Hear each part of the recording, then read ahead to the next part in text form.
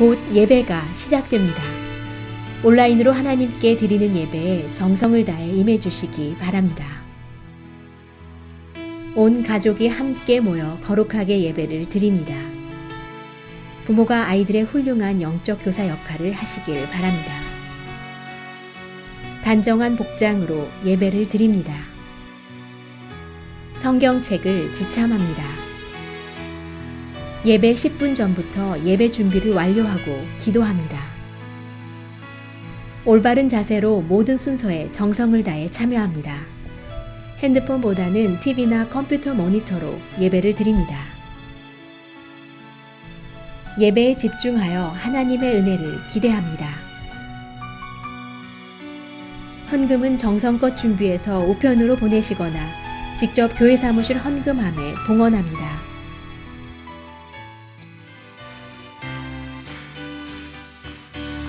주 예수 내 맘에 주 예수 내 맘에 들어와 계시는 변하여 새 사람 되고 내가 늘 바라던 참빛을 찾음도 주 예수 내 맘에 오신 주 예수 내 맘에 오신 주 예수 내 맘에 내 맘에 기쁨이 넘침을 주 예수 내 맘에 오시 주 예수 내 맘에 들어와 계시는 망령들 행실을 끊고 머리털보다 더 많던 내 죄가 눈보다 더 희어졌네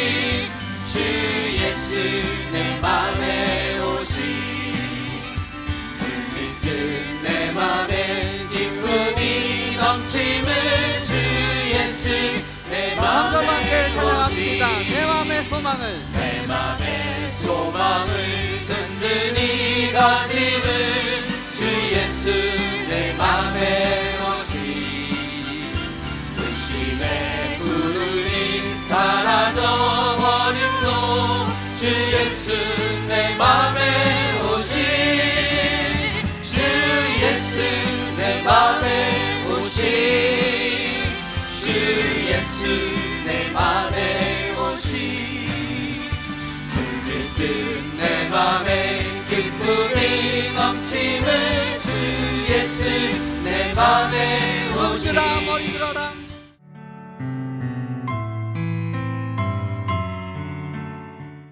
참 좋으신 하나님 아버지, 새벽 첫 시간을 주님 전에 나와 예배하며 기도로 시작할 수 있도록 은혜를 베풀어 주신 사랑에 감사드립니다. 이 아침 주님의 모습을 담고자 주님 전에 나왔습니다. 새벽에 홀로 기도하시던 주님, 이 시간 우리의 기도를 들어주옵소서. 오늘 하루도 주님의 은혜와 사랑 그리고 인도하심에 말씀으로 새롭게 시작하기 원합니다. 사랑의 주님, 지금도 전 세계가 끝이 안 보이는 코로나 바이러스의 시간들로 인해 수많은 사람들이 절망과 고통 속에서 힘들어하고 있습니다. 그들의 마음을 위로하여 주시고 상한 마음들에게 소망을 불어넣어 주옵소서. 믿음으로 이 코로나 바이러스를 이기게 하시고 사랑으로 이 고통과 어려움을 나눠지게 하여 주시옵소서. 하나님 아버지, 하나님을 향한 저희들의 믿음을 굳건하게 하여 주시고 믿음 안에서 성령 충만, 은혜 충만하여 하나님 영광 나타내어 복된 삶이 되게 하여 주시옵소서. 하나님 아버지, 이 시간 믿음이 연약하거나 육신의 질병으로 고통하고 힘들어하는 성도님들 치유하여 주시고 사업에 지친 성도님들 붙잡아 힘을 주시옵소서. 여러 가지로 시험에 든 성도님들에게 강하고 담대한 믿음을 주셔서 주님처럼 승리하는 삶을 살게 하옵소서. 이 시간 성도님들마다 기도 제목이 있사오니 주님의 은혜 가운데 응답받게 하옵소서. 하나님 아버지, 저희 교회가 사랑이 충만하고 말씀이 충만하기를 원합니다. 주님이 원하시는 일을 언제나 믿음과 기도로 행하는 교회가 되게 하옵소서. 모든 성도가 믿음으로 하나가 되고 사랑으로 하나가 되어 기쁨으로 주님의 일을 행하게 하옵소서. 이 시간 주님의 귀한 말씀을 전하시는 김창용 전도사님께 주의 능력으로 함께 하셔서 저희들을 말씀으로 인도하시는데 조금도 부족함이 없는 전도사님 되게 하여 주시옵소서. 우리를 사랑하시고 인도하시는 우리 주 예수 그리스도의 이름으로 기도합니다. 아멘.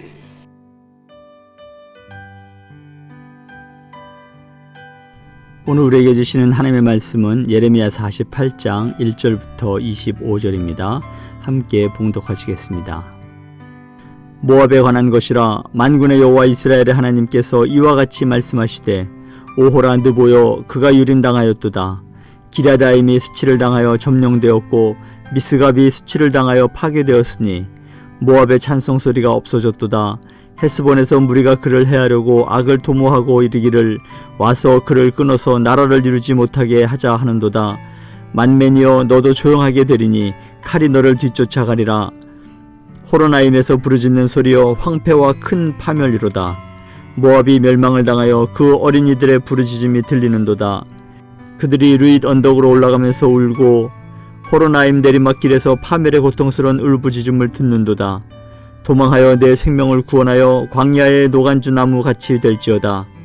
내가 내 업적과 보물을 의뢰함으로 너도 종복을 당할 것이요 그못은 그의 제사장들과 고관들과 함께 포로되어 갈 것이라. 파멸하는 자가 각 성읍에 이를 것인즉 한 성읍도 면하지 못할 것이며 골짜기가 멸망하였으며 평지는 파멸되어 여호와의 말씀과 같으리로다. 모압의 날개를 주어 날아 피하게 하라. 그 성읍들이 황폐하여 거기에 사는 자가 없으리로다. 여호와의 일을 게을리하는 자는 저주를 받을 것이요 자기 칼을 금하여 피를 흘리지 아니하는 자도 저주를 받을 것이로다. 모압은 젊은 시절부터 평안하고 포로로 되지 아니하였으므로 마치 술이 그 찢기 위에 있고 이 그릇에서 저 그릇으로 옮기지 않음 같아서 그 맛이 남아있고 냄새가 변하지 아니하였도다. 그러므로 여호와께서 말씀하시니라. 날이 이르리니 내가 술을 옮겨 담는 사람을 보낼 것이라. 그들이 기울여서 그 그릇을 비게 하고 그 병들을 부수리니 이스라엘 집이 베델을 의뢰함으로 수치를 당한 것 같이 모압이 그못으로 말미암아 수치를 당하리로다. 너희가 어찌하여 말하기를 우리는 용사여 능란한 전사라 하느냐. 만군의 여호와라 일컫는 왕께서 이와 같이 말하노라. 모압이 황폐하였도다. 그 성읍들은 사라졌고 그 선택받은 장정들은 내려가서 죽임을 당하니 모압의 재난이 가까웠고 그 고난이 속히 닥치리로다. 그의 사면에 있는 모든 자여 그의 이름을 아는 모든 자여 그를 위로하며 말하기를 어찌하여 강한 막대기 아름다운 지팡이가 부러졌는고 할지니라. 디본에 사는 딸아 내 영화에서 내려와 메마른 데 앉으라. 모압을 파멸하는 자가 올라와서 너를 쳐서 내 요새를 깨뜨렸음이로다. 아로엘에 사는 여인이여 길 곁에 서서 지키며 도망하는 자와 피하는 자에게 무슨 일이 생겼는지 물을지어다. 모압이 패하여 수치를 받나니 너희는 울면서 부르짖으며 아르논가에서 이르기를 모압이 황폐하였다 할지어다. 심판이 평지에 이르렀나니 곧 홀론과 야사와 메바앗과 디본과 느보와 벳디블라다임과 기라다임과 벳가물과 벳모온과 그리옷과 보스라와 모압 땅 원근 모든 성읍에로다. 모압의 뿔이 잘렸고 그 팔이 부러졌도다. 여호와의 말씀이니라. 아멘. 오늘 본문의 말씀은 예레미야 48장 1절부터 25절의 말씀입니다. 어제 새벽에 다니 목사님을 통해서 들은 말씀은 블레셋에 대한 예언의 말씀이라고 한다면 오늘 말씀하고 있는 나라는 모압입니다. 모압에 대한 예언을 다루고 있는 말씀입니다.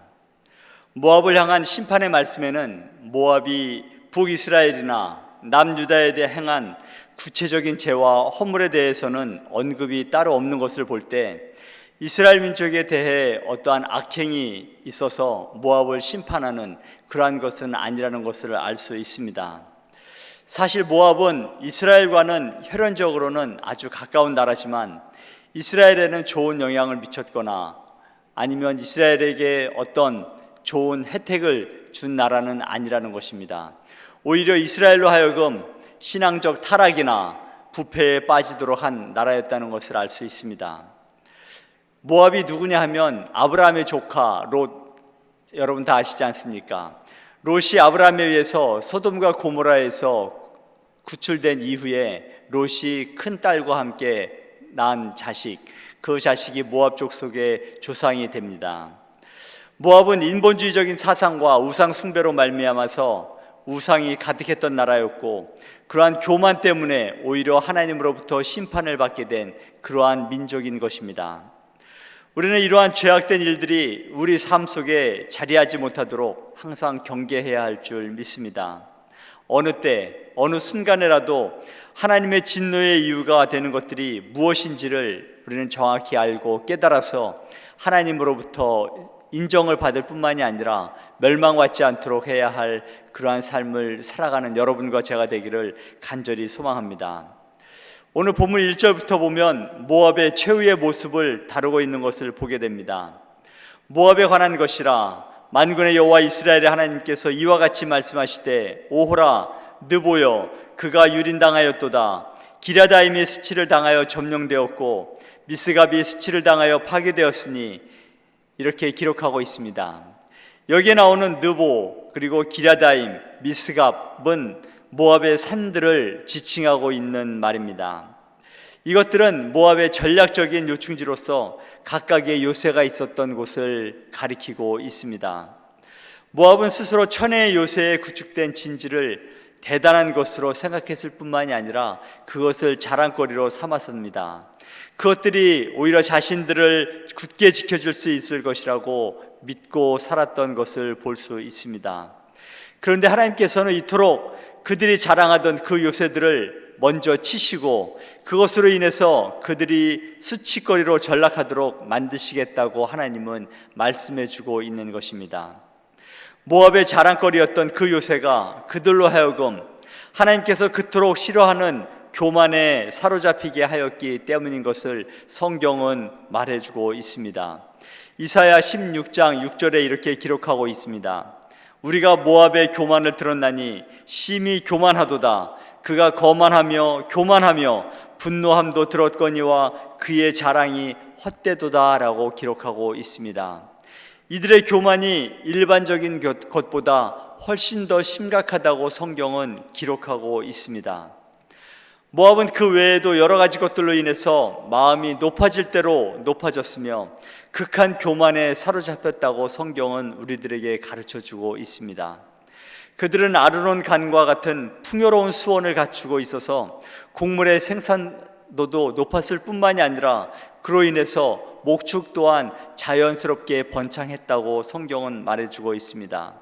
이렇게 물질적으로 풍요로웠을 뿐만이 아니라 사람들의 마음은 일반적으로 교만해졌다고 성경은 이야기하고 있습니다. 오히려 하나님 없이 사는 것이 더 편안하고 행복했던 것처럼 착각한 그러한 삶을 살았던 것입니다. 그러한 그들을 향해서 하나님께서는 그들이 교만하다고 하여서 무작정 심판하지 않으시고 회개할 기회를 또한 그들에게 주었다는 것입니다. 하나님께서는 모압을 향해서 선지자 이사야를 통해서 회개를 권고하신 것을 우리는 보아왔습니다. 이사야서 15장 전체가 모압을 향한 하나님의 권고의 말씀인 것을 우리는 이사야 15장을 통해서 알 수 있습니다. 하지만 그들은 이사야의 말에 전혀 귀를 기울이지 않았습니다. 자신들을 향한 하나님의 권고의 말씀을 무시했습니다. 심판 같은 것은 자기들과는 상관없는 그러한 일들로 치부해버렸던 것입니다. 사랑하는 성도 여러분, 모든 악의 근원은 교만에서 시작한다고 해도 과언은 아닐 것입니다. 우리가 잘 아는 인류 최초의 인간인 아담과 하와가 그들의 범죄가 그러하지 않았습니까? 하나님처럼 되고자 하는 인간의 교만한 마음이 결국 모든 인류에게 죽음이라고 하는 죄악을 가져오게 했던 것을 우리는 알 수 있습니다. 또한 바벨탑 사건이 우리에게 주는 교훈이 무엇입니까? 하나님과 같이 되고자 하는 인간의 교만과 욕심을 하나님께서는 그냥 내버려 두시지 않으셨습니다. 때로는 가혹하리만큼 철저하게 징벌을 행하시는 하나님을 우리는 성경을 통해서 보아왔습니다. 참으로 교만은 반드시 하나님으로부터 버림을 받을 것이며 심판을 받게 된다는 것을 잊지 말아야 할 것입니다. 신앙의 기본은 첫째도 겸손이고 둘째도 겸손이고 셋째도 겸손이라고 하는 어거스틴의 말처럼 하나님 앞에서 겸손한 삶을 살 때 하나님은 반드시 풍성한 은혜를 베풀어 주실 줄 믿습니다. 겸손한 자들에게 주시는 하나님의 은혜를 늘 경험하며 살아가는 여러분과 제가 되기를 간절히 소망합니다. 위기라는 말이 위험과 기회라는 말이 함께 내포되어 있다고 말씀을 드린 적이 있습니다. 위기가 모든 사람에게 기회로 다가오지는 않습니다. 많은 사람들이 인생이 평탄하고 평안한 삶을 기대하며 살아갑니다. 하지만 평안이 모든 면에서 좋은 것은 아닌 것을 모압을 통해 말씀해 주고 있습니다. 11절을 보면 이렇게 기록하고 있습니다. 모압은 젊은 시절부터 평안하고 포로도 되지 아니하였으므로 마치 술이 그 찢기 위에 있고 그 그릇에서 저 그릇으로 옮기지 않음 같아서 그 맛이 남아있고 냄새가 변하지 아니하였도다라고 기록하고 있습니다. 여기서 모압의 젊은 시절부터라는 말은 비교적 오래된 그들의 건축 초기부터 예언이 선포될 당시까지를 지칭하는 말입니다. 별다른 어려움 없이 형통하고 풍요로웠던 삶을 살았던 모압을 가리키고 있는 말입니다. 그리고 이를 통해서 당시의 시점이 그 이전과는 다른 파멸과 환란이 시작될 것임을 성경은 우리들에게 가르쳐주고 있습니다. 찢기가 고스란히 남아있는 맛 좋은 술로 모압을 표현하고 있습니다. 대개 맛 좋고 질이 좋은 술은 오랜 기간 숙성해야 한다고 얘기합니다. 술의 수면 위에 찌꺼기가 그대로 남아있을 때 술은 맛있는 술의 맛을 나타낸다고 합니다. 중요한 것은 이런 술이 되기 위해서는 조건이 필요하다고 합니다. 그것은 숙성될 때까지 그 술을 한 독에서 다른 독으로 옮겨서는 안 된다고 합니다. 그리고 최적의 환경 가운데서 온전하게 보존하여야 맛있는 술을 보존할 수 있다고 합니다. 그런데 하나님께서는 바로 모압이 이런 술과 같은 자들이라고 표현하고 있습니다. 그들은 이스라엘처럼 열국의 침략을 받은 것도 아니었고 먹고 살 길이 없어서 굶어 죽는 나라도 아니었다고 표현하고 있습니다. 오히려 반대로 그들은 고원지대에 위치한 요새를 이용해서 철옹성처럼 국방을 강화했으며 또 비옥한 국토를 기반으로 인해서 풍족한 농축 산업을 비축해서 풍성한 삶을 영위했습니다. 한마디로 그들에게는 모든 것이 풍족한 삶을 살 수 있는 기반을 갖추었다고 하는 것입니다. 그런 그들의 삶을 위해하는 요소가 있었습니다. 그것은 아이러니하게도 그들이 누려왔던 풍요와 부요 그리고 안전과 평안이었습니다. 다시 말해 그들에게는 고난도 시련도 또 궁핍함도 없었는데 그것이 바로 그들의 삶에 가장 큰 위협이 되었다는 사실입니다. 이것이 상당히 의아하게 들릴지 모르지만 이것은 결코 의아한 것도 납득하기 어려운 것도 아닙니다. 실로 그들에게 이처럼 풍족하고 안전하다 할 만큼 넘치는 삶의 조건은 그들로 하여금 자신의 삶을 돌아볼 기회조차 갖지 않도록 했다는 것입니다. 이러한 결과들이 그들의 삶을 파멸로 이르게 하는 지경에 이르도록 그들은 알지 못했다는 것입니다. 이를 볼 때 그들의 삶이 넘치도록 풍족하고 부족함이 없었지만 부족한 한 가지가 있었음을 알 수 있습니다. 그것은 다름 아닌 고난과 시련이라는 약입니다. 사랑하는 성도 여러분, 고난이나 시련을 좋아하는 사람은 아무도 없습니다. 하지만 사람들은 고난이 오게 하거나 시련이 닥치면 그것으로 자기를 성장할 기회를 갖게 된다는 것입니다. 그래서 고난과 시련이라는 인생의 장애물은 더 큰 위기를 피하는 통로가 되기도 하고 더 나은 새로운 삶을 살게 하는 도약의 디딤돌이 된다는 사실입니다. 여러분, 한국에 많은 고속도로가 있지 않습니까? 그러한 많은 고속도로 중에 가장 많은 사고를 내는 고속도로가 어느 곳인지 혹시 여러분 아십니까? 많은 고속도로 중에 가장 많은 사고를 내는 곳은 바로 서해안 고속도로라고 합니다. 이것이 여타의 도로에 비해서 가장 많은 사고를 내는 이유는 다름 아닌 고속도로 길이 곧게 나 있다는 사실입니다. 참으로 의아하게 들리시지 않습니까? 길이 너무 곧게 나 있어서 운전자들이 방심하고 또 졸기도 하고, 그래서 방심하는 그 사이에 많은 사고를 낸다는 것입니다. 이에 반해 상대적으로 길이 굽고 또 길이 험한 고속도로일수록 사고가 많지 않다는 사실입니다. 조금만 가다가도 꺾이는 길, 또 심지어 경사가 심한 길, 이런 길들은 운전자들이 상대적으로 조심하고 또 주의를 요하기 때문에 사고율이 적다는 것입니다. 이 사실이 주는 교훈이 무엇입니까? 바로 모든 것이 잘 되는 평탄한 길, 아무 장애도 없고 또 굴곡도 없는 인생길이 더 험한 인생길이라는 사실입니다. 그 길 속에 많은 사고가 있다는 것입니다. 우리는 이러한 사실을 통해 우리의 인생길에 고난이나 시련과 같은 장애물이 얼마나 유용한 것인지, 그것이 얼마나 우리의 삶에 큰 유익을 갖다 주는지 우리는 그 모든 것들을 알아야 할 줄 믿습니다. 저는 성경에 나오는 인물들 중에 많은 사람들도 좋아하지만 특별히 또 요셉도 좋아합니다. 요셉의 인생을 보면 어렸을 때는 부모의 사랑을 독차지하며 살다가 형들에 의해 버림을 받은 이후의 삶은 정말 절망과 같은 인생이라 하지 않을 수 없습니다. 요셉이 애굽의 총리가 되기까지의 인생을 어느 누가 형통한 삶이었다고 고백할 수 있겠습니까?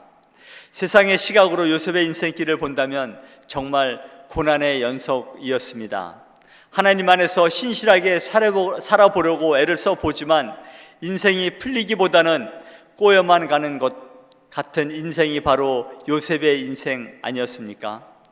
친위대장 보디발의 집에서 어느 정도 인정도 받고 자리도 잡히는가 싶었더니 보디발의 아내 때문에 왕의 제수를 가두는 옥으로 그의 인생이 다시 옮겨가게 됩니다. 오히려 더 힘겨운 생활로 들어가는 것 같아 보이게 됩니다.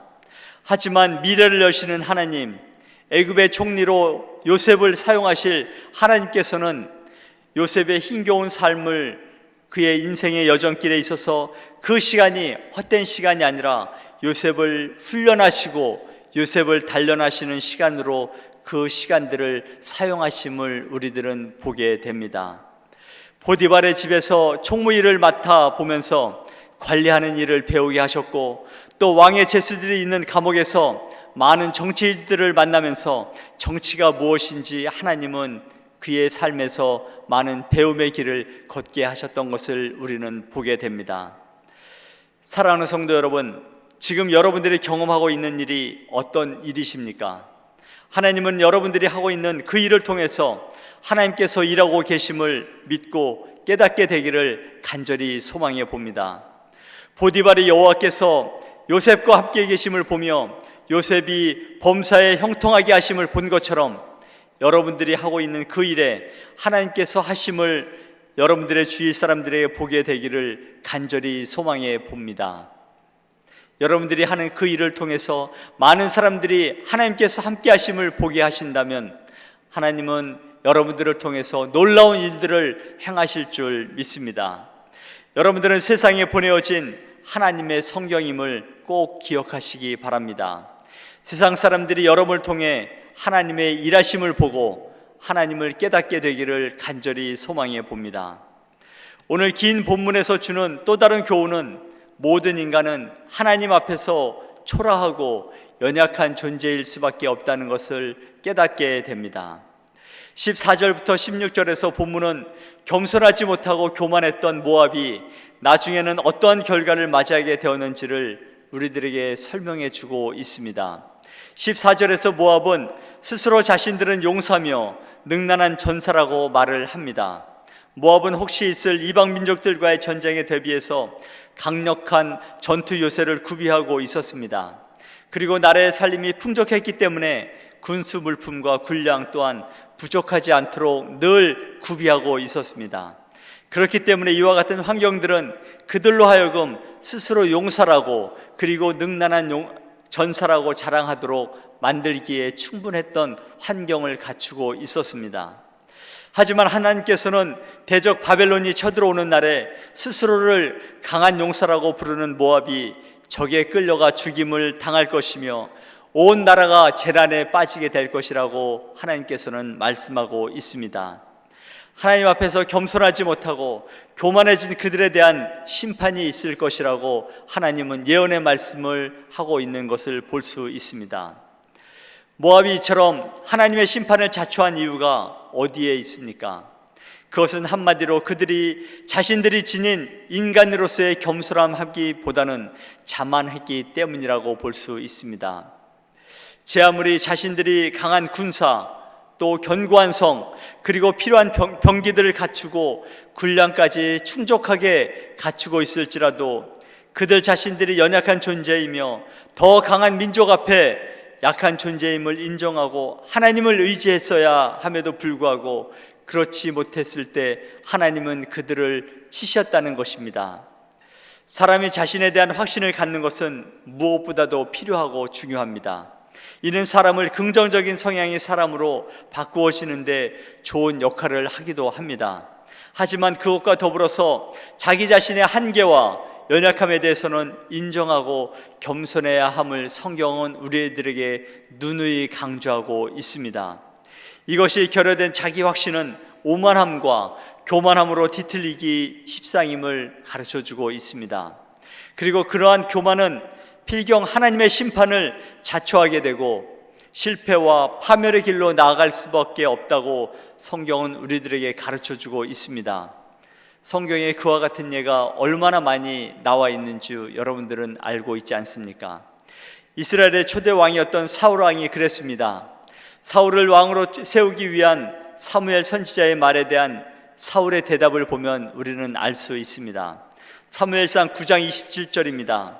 사울이 대답하여 이르되 나는 이스라엘 지파의 가장 작은 지파 베냐민 사람이 아니니까 또 나의 가족은 베냐민 지파 모든 가족 중에 가장 미약하지 아니하니까 당신이 어찌하여 내게 이같이 말씀하시나이까 하니, 사울의 답변을 보면 사울이 참으로 겸손한 사람이었음을 알 수 있습니다.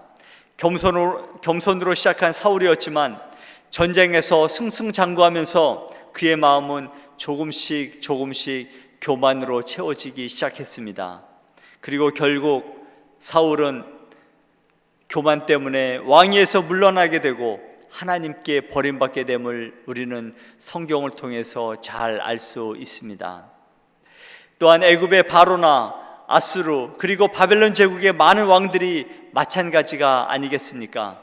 세상의 모든 사람들이 하나님의 손에 들린 막대기에 불과함에도 불구하고 그들에게 주어진 모든 권력과 모든 것들이 자기 스스로 세워진 것으로 착각하며 살아가고 있습니다. 교만은 사람을 가리지 않습니다.